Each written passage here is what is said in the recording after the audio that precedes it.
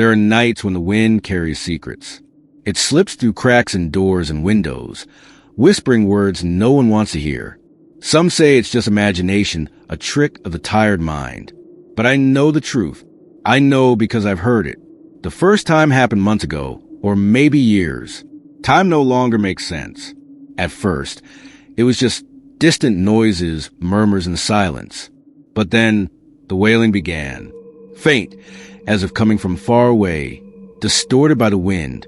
They call for something, or someone. Reason told me to ignore it, to go on with my life. But reason doesn't know the despair of being called by a voice that should never exist. If I had stopped there, if I had covered my ears, maybe none of this would have happened. But curiosity is a curse. And now, all that's left is to tell what I saw, before the wind takes me too. On the first night, I heard the wailing clearly. The wind was stronger than usual. The windows rattled. The trees outside bent as if they wanted to break free from the ground. I was used to nights like this. Or at least I thought I was. It was late, past 2 a.m, when a sharp noise, almost like a crack, made me open my eyes. The room was dark, lit only by the faint glow of the streetlight outside. I sat up in bed, waiting to hear it again. Nothing. Then came the whisper. Faint, distant. I closed my eyes for a moment, tried to ignore it, but something made me hold my breath. I heard my name. It wasn't loud. It wasn't clear. But it was there, mixed with the wind, dragged by it like dry leaves being carried down the street. I got up slowly, feeling a chill run up my spine. I couldn't tell if it was fear or just the strangeness of the situation. I walked to the window and looked outside. The wind howled, shaking the treetops. The street was empty. No sign of anyone out there. That's when I saw it. Something moved at the corner, at the edge of my vision. A dark figure, standing still. I couldn't make out a face, not even a clear silhouette. It was just a shadow, as if the darkness itself had taken shape and was watching me. My body reacted before my mind. I took a step back, feeling my heart race. But when I looked again, there was nothing. I stood there for long seconds, tried to understand if my mind was playing tricks on me. But before I could convince myself it was nothing, the wind brought another sound. This time, it wasn't a whisper. It was a cry, low, trembling, coming from an undefined point in the street. It didn't sound like the cry of a child or an adult. It was distorted, as if someone was trying to imitate the sound of human despair, but didn't quite know how. My fingers gripped the windowsill. My instinct screamed for me to close the curtains, lie down, and ignore it. But it was too late. I had heard it, and the wind knew it. I wanted to believe it was just the wind playing with my mind. I really did. But when the crying grew louder, closer, the feeling that something was wrong took over. I stepped away from the window slowly, each step accompanied by a growing cold in my chest. It wasn't just fear. It was a suffocating certainty that I wasn't alone. The crying continued, oscillating between a distant lament and a muffled sob. And then, suddenly, silence. The absence of sound was worse than any noise. The wind stopped. No rustling of leaves. No howling cutting through the deserted streets. As if the entire world had held its breath along with me. The clock on the nightstand read 2:47 a.m. That's when I heard the footsteps. They weren't normal footsteps. They weren't the rhythmic sound of someone walking on the asphalt. They were dragging, slow, as if something was being pulled along the sidewalk. A tingling sensation ran down my neck, and a primal instinct made me shrink. I crouched beside the bed, not daring to make a sound. The noise continued. Footsteps, dragging, closer. My mouth was dry. My heart pounded so hard I was sure whatever was out there could hear it. And then, tap, tap, tap. Someone knocked on my window. My body froze. My brain screamed that it couldn't be true. My apartment was on the 2nd floor. There was no one out there.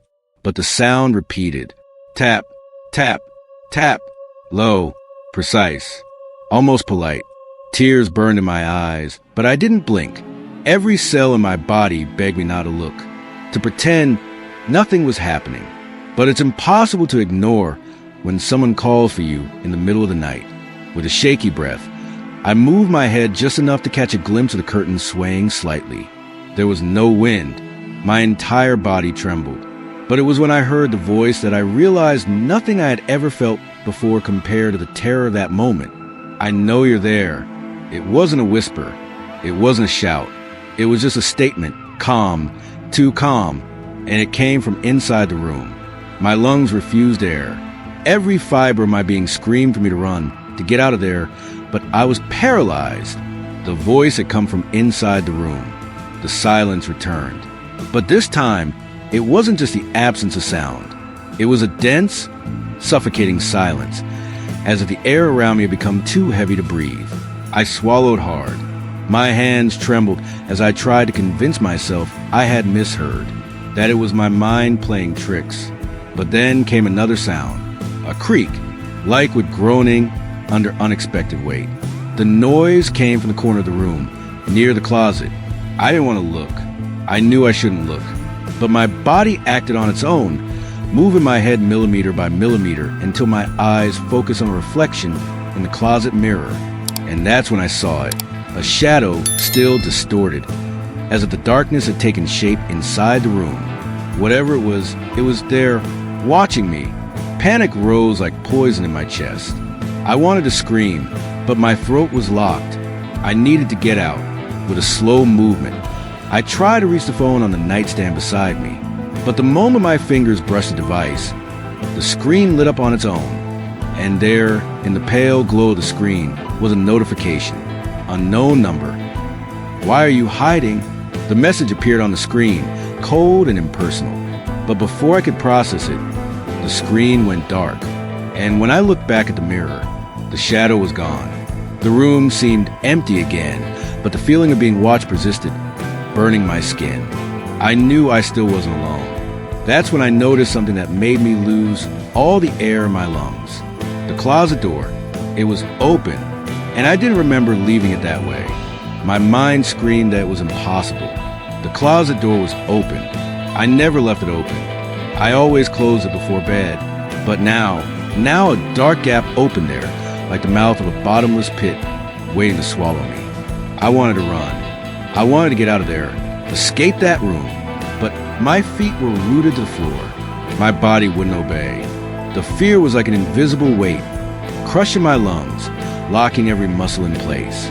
Then came the sound, low, faint, a breath, inside the closet. A cold shiver ran up my spine. I couldn't see anything but the darkness, but I felt it. Someone or something was there, waiting for me. The phone was still in my hand. My hands shook as I turned on the flashlight. A white glow lit up the room, and the closet, the slightly open door, revealed only a dark void. My heart pounded so hard I could feel it in my throat. I took a deep breath and slowly raised my hand, pointing the light inside. The flashlight flickered in my trembling hand as I leaned in just a little more, and that's when I saw it. Fingers, 5 long, pale fingers emerging from the darkness, resting on the wooden floor, motionless. My eyes widened. I stopped breathing. The fingers were there, clear, as if someone was crouched inside the closet, waiting, watching. But it didn't move. It was like a statue, cold, silent. Whatever was there knew I was looking. My body went into survival mode. My instincts screamed for me to run, but it was too late.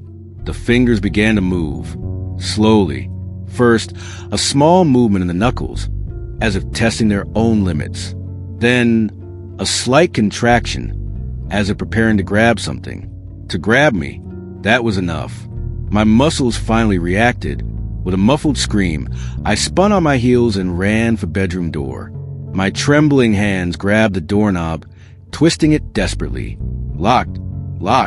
I hadn't locked it. I never locked it. Behind me, in the closet, the sound changed. Something began to crawl out. The sound of something sliding across the wooden floor. My eyes filled with tears. My breathing came in short gasps, frantic, out of control. I banged on the door. Pushed. Nothing. Behind me, the dragging stopped.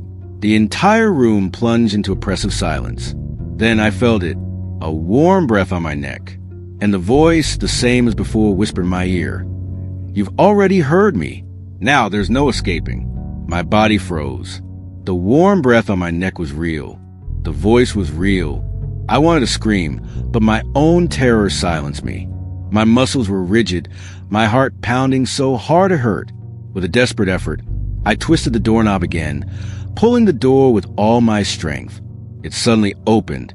I practically fell out of the room, stumbling and dropping to my knees on the cold hallway floor. My chest rose and fell in short, shaky breaths. Behind me, in the room, absolute silence. The hallway was dark, except for the faint light coming from the living room.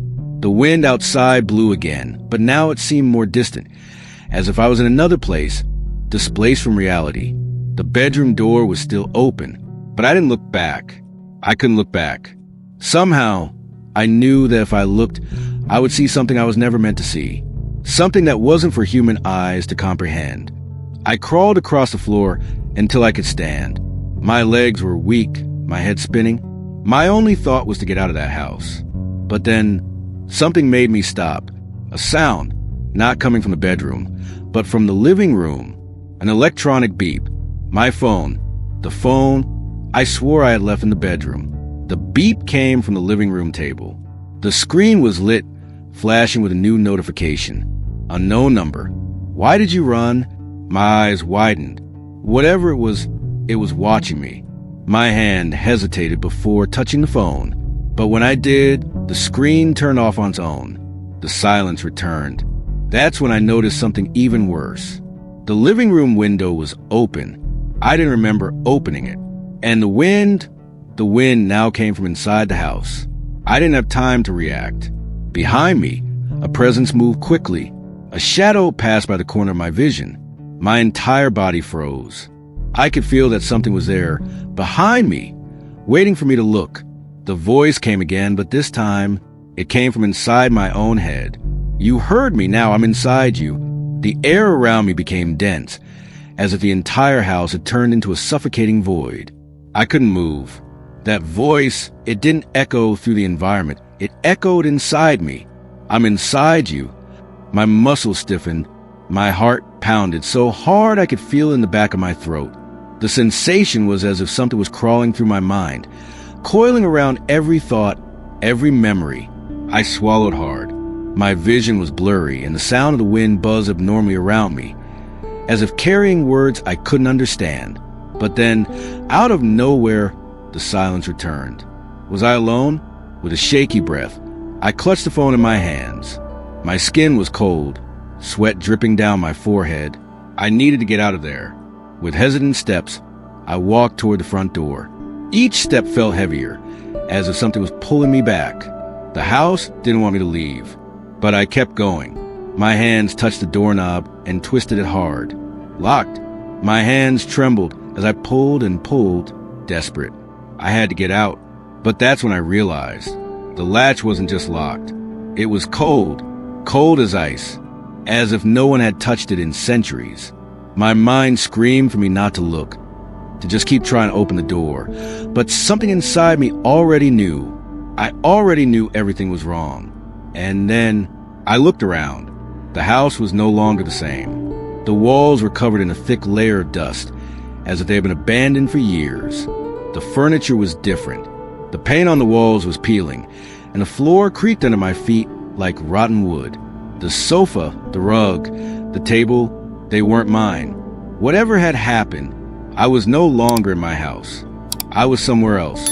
The wind blew again, but now it seemed closer, not coming from outside, not coming from the open window, but from the hallway behind me. And then the voice came again, low, almost whispered, but coming from all directions at once. "You're finally where you should be." My lungs burned. I breathed fast, short, unable to draw air properly. What was happening? I was no longer in my house. The walls, the smell of the environment, the muffled sound of the wind, everything was different, as if I had been transported to a place where time made no sense. The doorknob remained cold to the touch, too cold, as if it had never been used. My head throbbed. My eyes darted from side to side, trying to find some logic, some way out. Then, something changed. The darkness in the hallway seemed to move. It was subtle at first, as if the shadows had their own breath, pulsing, waiting. But then they began to spread, advancing. Instinct screamed inside me. My fingers tightened on the doorknob. I needed to get out. But before I could move, I heard. Not the voice, not the wind. This time, it was something much worse. The sound of bare feet on the wooden floor. Footsteps coming toward me. The first impact was like a punch to the stomach. My body reacted before my mind. I turned to face the hallway, and then I saw the darkness parted, like a curtain being torn, and something emerged from it. Tall, skeletal. The skin was gray, stretched over bones like dry leather. The eyes, my God, the eyes. They were hollow, empty, and yet I saw myself reflected in them. Not a normal reflection. What I saw wasn't me. It was something different, something wrong. I wanted to run, but there was nowhere to go. The sound returned. Tap, tap, tap. No longer on the window. This time, it was knocking inside my head. From within, the shadow opened its mouth, and before any sound came out, the light flickered, and everything went black. My body refused to move. I knew what I was seeing, but my mind tried to deny it. It was impossible. And yet, the scratches were there. Chipped, worn wood, irregular marks. Some so deep, they seemed to be made by someone who fought desperately to get out. My throat dried up. This didn't make sense. If I had been trapped inside the closet. Who put me there? My phone vibrated again. Unknown number. Do you remember now? My breath caught. Remember what? My mind was in chaos. I closed my eyes and tried to pull any fragment of memory that would help me understand. But all I found were echoes, fragments of a fear that seemed much older than this night. My eyes turned to the closet again. And that's when I noticed another detail. The floor inside it was covered in dust, except for a single pair of footprints. Footprints that led out. My chest tightened. The entire room seemed to shrink around me. Someone had left that closet, but there were no footprints leading back in, which meant if I had been trapped inside, someone had been here with me before I woke up. My vision blurred. My body demanded air, but each breath came short and ragged. I wanted to get out. I needed to get out. But then, the wind stopped again. The house plunged into absolute silence. And behind me, the bedroom door closed on its own. Tap, tap, tap. The sound returned. But this time, it came from inside the closet. Tap, tap, tap. The sound echoed from the closet like a physical whisper, coursing through my body like an electric shock. Someone or something was knocking inside. My legs were glued to the floor. I wanted to run, but I couldn't. The room seemed smaller. The air was heavy, stifling, as if the atmosphere itself had become too dense to breathe. Tap, tap, tap. The knock repeated, louder, more impatient. My mind spun. This couldn't be happening. I fought the instinct that told me to open the door, but then the voice returned. Open, low, calm, coming from inside me. My hand began to sweat. No, I couldn't do this. But my fingers were already moving on their own. Before I could stop myself, my hand was on the doorknob. I was opening it. The door creaked. The sound was unbearable, like old bones breaking. The dark inside the closet was absolute. It was a black hole, an absence of light, so deep it seemed alive. And then I saw, first, the fingers, slowly emerging from the darkness, resting on the floor like bony spiders. Then the eyes, empty, apathetic, but within them there was something that recognized me. The air grew cold, too cold. The thing inside the closet opened its mouth, and I saw myself, inside its mouth, inside the darkness, inside it, and then it smiled. That's when everything went dark. Darkness. An absolute void without beginning or end. I was floating, or falling. My body no longer existed. My mind was the only thing left. But I felt its presence around me. Inside me, that's when I realized what was in the closet never tried to enter me. It was trying to get out. And I was the door. My consciousness writhed in panic. I needed to wake up. I fought the darkness, the sensation of being swallowed by something far greater than I could comprehend. And then, like a violent pull, light exploded around me. I woke up, lying in bed. My room. The clock read 2:47 a.m., the same time as before. My mouth was dry, my head throbbed. My fingers trembled as I sat up in bed. Was it a dream? Everything felt too real. But something was different. The window was open, and on the floor beside the bed, footprints. Footprints that started at the closet and stopped right beside my bed. My body froze. I didn't want to look, but I did. And there, reflected in the closet mirror, I saw. It wasn't me. The skin looked wrong. The eyes were empty. And at the corner of the mouth, a smile that wasn't mine. The reflection raised its hand and waved at me. Behind it, inside the mirror, the darkness was still there, waiting. That's when the phone vibrated. Unknown number. You didn't escape. You just switched places. My eyes didn't blink. The reflection was still there, staring at me, waving. But I didn't move, because it wasn't me who raised my hand. My body was still, but my reflection smiled. Slow, too wide. My breath caught in my throat.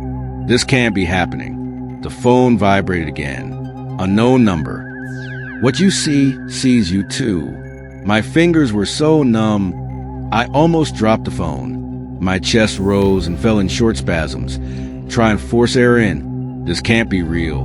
But then, the reflection stopped smiling. Slowly, it turned its head to look at something behind me. My blood ran cold. Instinct screamed for me not to look. But I felt it. Someone was there. A cold, almost solid presence pressed against the air around me. I wanted to run, but my legs were locked in place. Then, before I could do anything, the reflection stepped out of the mirror, not in a normal way. It simply took a step forward. And now it was in the room, with me, the same clothes, the same hair. But it wasn't me. The eyes were black as the void. It tilted its head, analyzing my reaction, amused by my fear. Then it opened its mouth and spoke with my voice. You took too long to notice. My entire body shuddered. I opened my mouth, but no words came out. It smiled again, and then it turned off the lights. Total darkness.